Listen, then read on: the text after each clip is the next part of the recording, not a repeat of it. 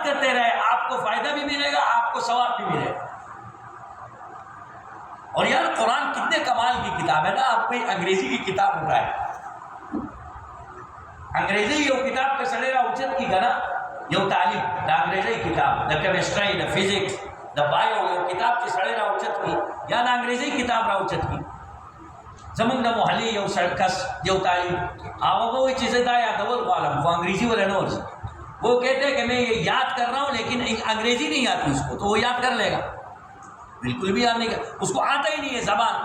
یاد کرنے کے لیے، تو ضروری ہے کہ زبان آئے تو صحیح نہ سمجھ میں آئے پھر وہ کتاب یاد ہوگی۔ لیکن اب آپ دیکھیں قرآن کا معجزہ ہے، واضح معجزہ ہے،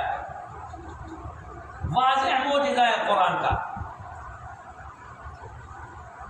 کہ عربی آتی ہو یا نہیں آتی ہو۔ دیکھو عبد الرحمن کو عربی نہیں آتی، ابھی طالب علم، لیکن قرآن یاد ہے اسے، کتنا بڑا معجزہ ہے حضرت، کتنا بڑا معجزہ ہے۔ عربی نہیں آتی، قرآن یاد ہے اس کو، عربی نہیں آتی، قرآن یاد ہے، عربی نہیں آتی، قرآن یاد ہے۔ یعنی کسی چیز کو یاد کرنے کے لیے کسی زبان میں اس زبان کا آنا چاہیے نا آپ کو، وہ زبان آئے تو صحیح پھر یاد کریں گے، زبان ہی نہیں آتی تو یاد کیسے کریں گے؟